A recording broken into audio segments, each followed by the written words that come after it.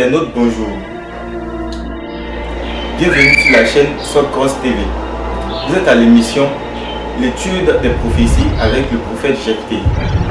Je suis Michael Guéraud. Bonjour prophète Jephté. Bonjour Michael Guéraud. Merci de nous recevoir dans votre demeure.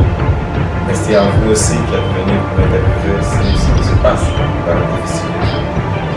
Bien avant de commencer, qui est le prophète Jephté?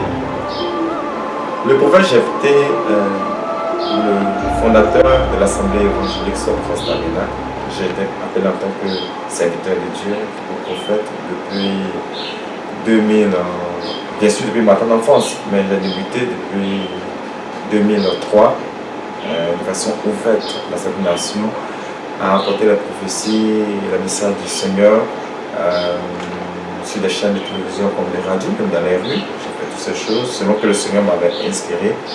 Et c'est par là que l'on a connu maintenant le prophète Jephté. Mais de mon vrai nom, je m'appelle Sob Djedjemel Mathieu. Voilà, pour me présenter aussi brièvement sur ce sujet. Prophète Jephté, lorsque l'on mentionne votre nom, on se souvient tout de suite sur cette parution de Allopolis, le 8 février 2016, dans laquelle vous dites, et je cite, « Je suis le seul prophète à qui Dieu parle. » Pourquoi une telle affirmation? Alors qu'on sait qu'en Côte d'Ivoire, il y a beaucoup, si je peux me permettre de m'exprimer de la sorte, de prophètes. Bien. Pour répondre directement à votre question, je vais d'abord répondre à une autre question. C'est-à-dire, qu'est-ce que c'est qu'un prophète au fait? Parce que souvent, les gens font beaucoup d'amalgame, les gens mélangent les choses. Quand on parle d'un prophète, le prophète est appelé messager de Dieu, celui qui apporte la parole de Dieu. C'est ça un prophète. Celui qui apporte la parole de Dieu à un temps bien donné. C'est vrai qu'on peut avoir des hommes, on peut connaître des hommes qui font de la guérison divine, c'est-à-dire ils prient pour les gens guérissent, et souvent on les appelle des prophètes. Non, ce sont des guérisseurs divins, je le dis ça toujours. Ils sont des guérisseurs divins. On ne peut pas appeler cela immédiatement des prophètes. Pour que tu sois appelé prophète, il faut d'abord que le Seigneur t'ait envoyé avec une parole juste. Et quand tu appelles ces paroles doivent s'accomplir.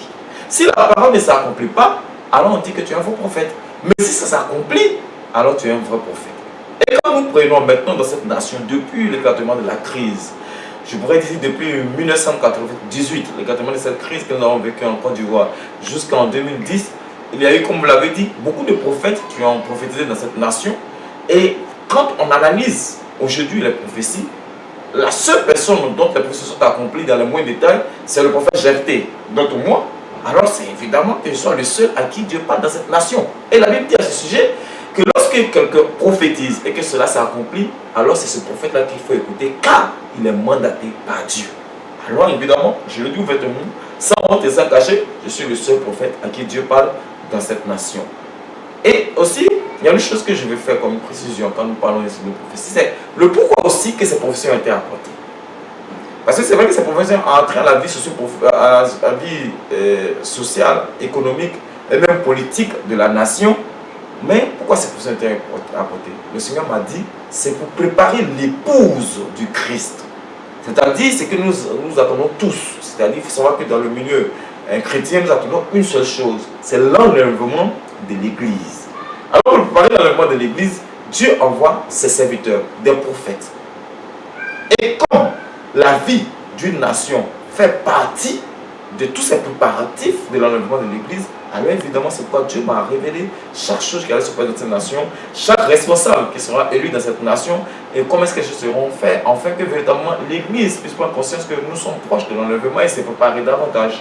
Voilà un peu le pourquoi aussi Dieu a bien voulu d'abord susciter son serviteur que je suis pour apporter ses paroles à un de cette nation. Donc si je crois bien, pour répondre à votre question, si je le dis que je suis le seul prophète actuellement à qui Dieu parle dans cette nation, alors je continue, je l'affirme ouvertement que réellement c'est vrai, je suis le seul prophète. Voilà. Lors de vos différentes apparitions, entre 2007 et 2010, à l'émission Mythes et Mystères de Fréquence 2, vous avez donné un certain nombre de prophéties. Pouvez-vous brièvement revenir sur cette période? Bien. Donc, les différentes prophéties, la prophétie que nous avons, que disons, j'ai apporté dans cette nation, j'ai apporté la prophétie qui touchait directement à la politique d'abord de la Côte d'Ivoire, sur le président Bédier, sur le président Gbagbo, aussi sur l'actuel président, son avenue aussi, M. Alassane Ouattara. Alors je vais profiter sur ces différentes thèmes. Comment est-ce que le Seigneur est en train d'œuvrer pour que chaque chose puisse se disposer dans cette nation? Mais je n'ai pas profité seulement que sur la Côte d'Ivoire. J'ai profité aussi sur d'autres pays, tels que les États-Unis d'Amérique. J'avais prophétisé sur l'avènement des Noirs au pouvoir. Ce fut le cas d'Obama, qui fut élu président aux États-Unis. J'avais prophétisé sur cela aussi. Il y a eu aussi Ali Bongo, que j'avais annoncé qui sera président aussi. J'avais prophétisé sur tout cela avec toutes les prophéties que le Seigneur avait données. Dans d'autres cas aussi, avec les acteurs clés même de la crise ivoirienne, j'avais aussi prophétisé sur, à savoir M. Soro Guillaume, M. Afinguessan, M. Bani, aussi d'autres j'avais parlé durant toutes ces prophéties, et d'autres personnes encore, d'autres personnes que le Seigneur a mis dans cette prophétie. Comme je l'ai dit au départ, tout cela, c'est dans la pensée du Seigneur, ce sont les préparatifs pour l'enlèvement de l'Église. Mais d'abord, autre chose, ce sont les hommes qui animent la vie. Alors si Dieu veut établir ces choses, il faut qu'il parle d'abord de ces personnes-là. Donc je crois que c'est de cela que nous avons parlé, même durant toute cette période. Dans près de 6 ans, nous avons parlé de ces choses dans cette nation et toutes ces prophéties sont accomplies. Voilà ce que je peux dire vraiment pour votre question. Nous savons tous que cette émission était présentée par la célèbre animatrice Juliette Anzien. Oui. Qu'est-ce qui explique cette collaboration? Bien, lorsque le Seigneur nous a mandatés pour apporter les paroles prophétiques dans cette nation, il a dit qu'il fallait l'annoncer sur les chaînes d'État.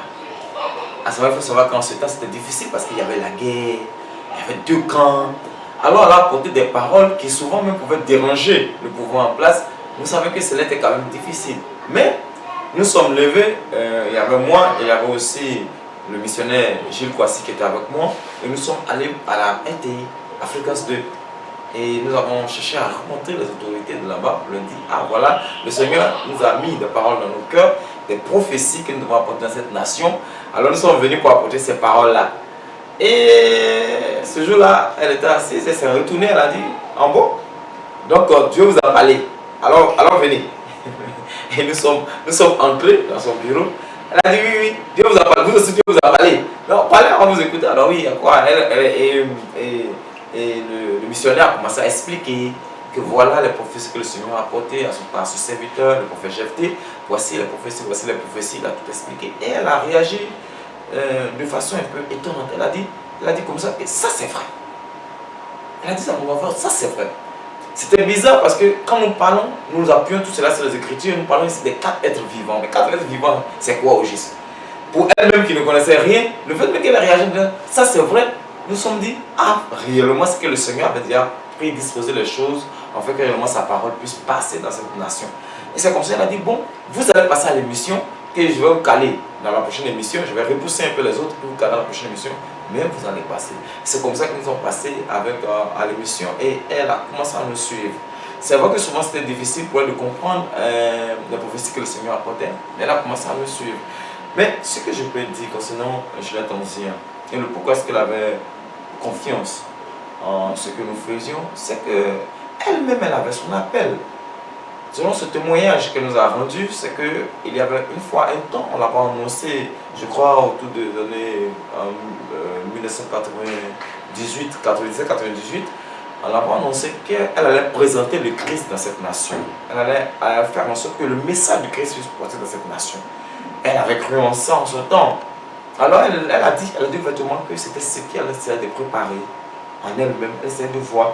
Donc à chaque instant qu'une personne vient pour dire je vais apporter une parole, elle écoutait. Mais vraiment pour nous, la manière dont nous avons apporté les choses, elle était convaincue dans son cœur. Ce qui va faire qu'elle va tenir ferme et elle va nous soutenir encore davantage, c'est qu'elle a rendu un témoignage. Et ça, c'est un témoignage que je n'ai pas beaucoup rendu, mais je rends ça cette fois-ci.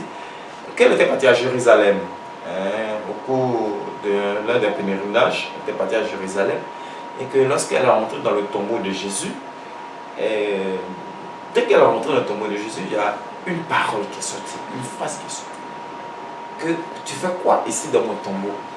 Puisque je suis en Côte d'Ivoire, que Jephthé est avec vous en Côte d'Ivoire. Maintenant, vous venez me chercher dans une tombe vide.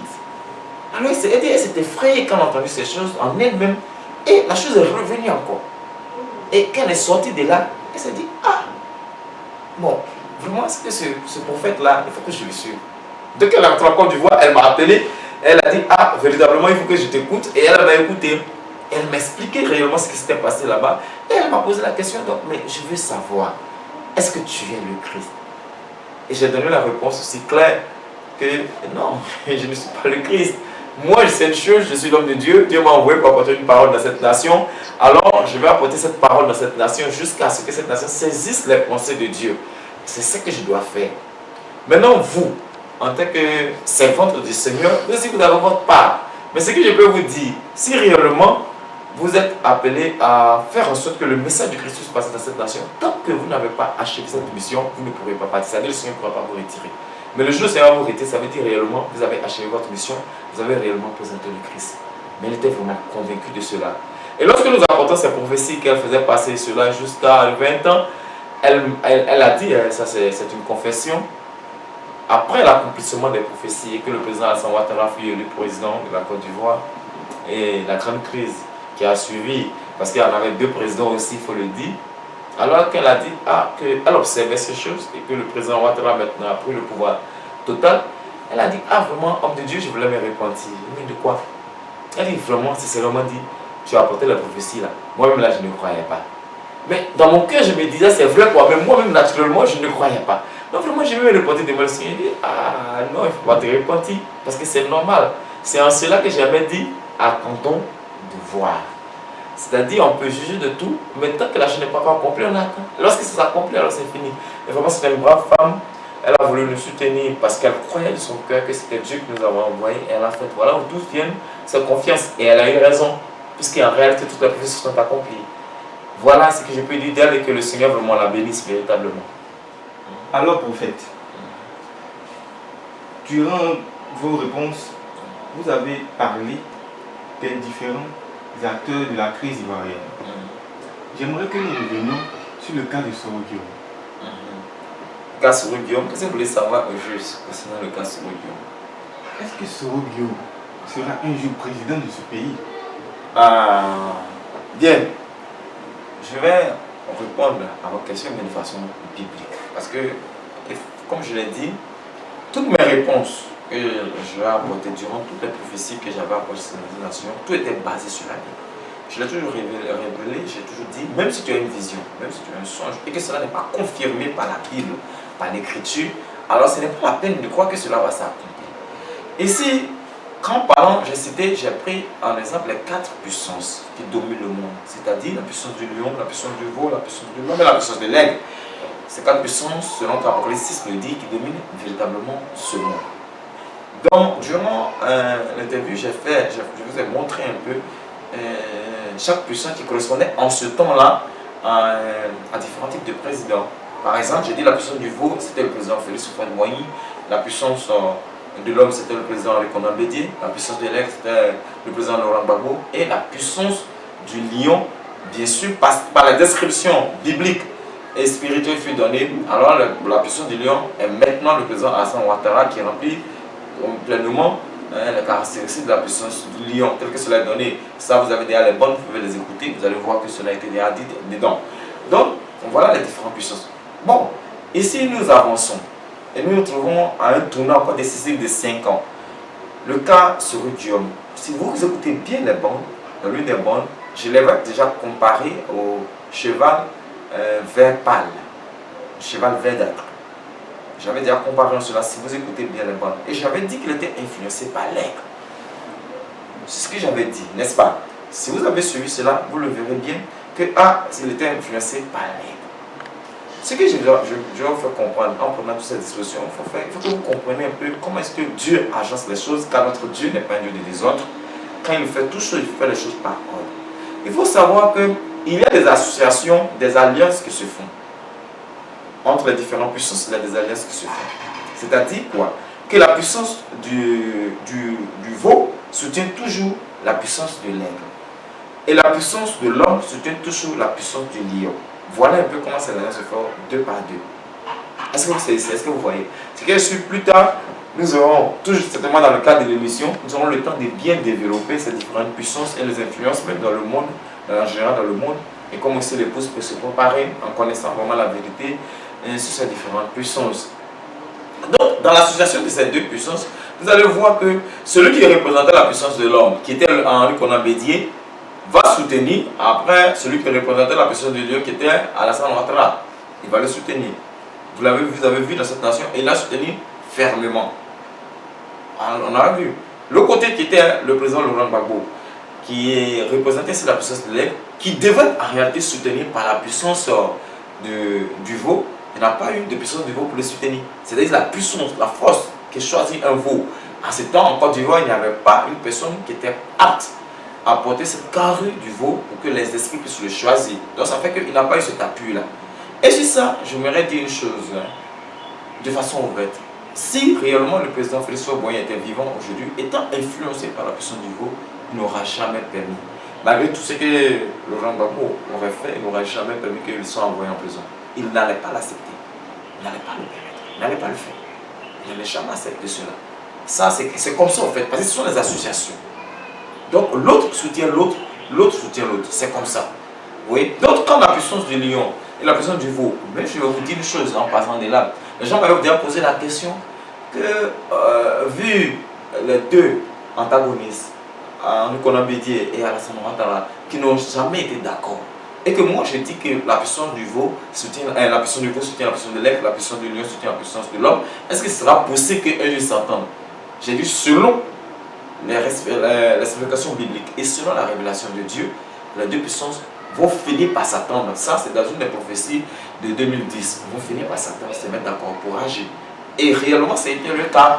Pas parce que moi, je suis trop fort, mais parce que ce sont les prophéties de Dieu, en fait, qui font ces choses-là. Donc, pour revenir au cas Soro, comme vous le dites, il fallait que je revienne d'abord en arrière pour expliquer un peu le cas Soro. Pour le cas Soro, je vous ai dit qu'il est influencé par la puissance des nègres. Aujourd'hui, en Côte d'Ivoire, lui, il est comme l'élément qui est choisi par la puissance des nègres. Mais jusqu'à présent, il n'y a pas de puissance de veau qui vient pour l'appuyer. C'est-à-dire un homme qui a cette carrure de puissance, la carrure qui peut remplir toutes les caractéristiques du veau, en fait que réellement l'esprit de Dieu puisse l'investir lui pour représenter ainsi le veau dans cette nation. Il n'y en a pas. Mais pour autant, la puissance de l'homme et la puissance du veau, eux, ils sont tous aussi sains. Et je vais vous dire une chose de façon claire, que vous compreniez, c'est que quand la puissance du veau et la puissance de l'homme, la puissance du lion et la puissance de l'homme s'associent, ils ne donneront jamais la possibilité à la puissance de l'aigle de passer en tant que responsable. Ils ne le feront jamais. Ça, c'est comme ça. Ils vont s'entendre entre eux pour trouver toujours cette porte-là qui fait en sorte que eux, ils soient toujours présents. Ça, c'est comme ça. Donc, apparemment, que lorsque la puissance du veau et la puissance de l'aigle s'associent, ils n'implémenteront vraiment, ils ne donneront pas cette opportunité, ils ne voudront pas que cette opportunité soit accordée aussi à la puissance. C'est ce qui fait que les changements devant sont brusques. Souvent, quand on parle de changements, cela est brusque.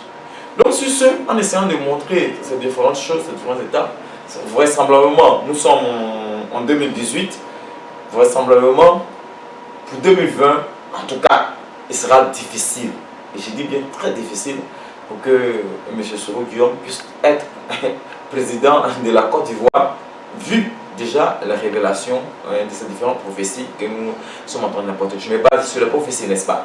Je me base sur les prophéties, je reste fixé sur les prophéties. Voilà, mais si jusqu'à là, la puissance du veau se manifestait, certainement qu'il aura encore plus de force. Donc voilà ce que je peux dire en rentrant toujours dans le cadre des prophéties, c'est que nous devons savoir aussi. Dans la préparation de l'épouse du Christ, dans l'enlèvement de l'épouse du Christ, et chaque dirigeant, c'est pourquoi Dieu a toujours donné cette possibilité aux prophètes de prophétiser sur les rois, sur les chefs, sur les présidents, de donner la possibilité de le faire. C'est tout simplement parce que eux, ils contribuent aussi, je dis bien, à la formation de l'épouse de l'Église.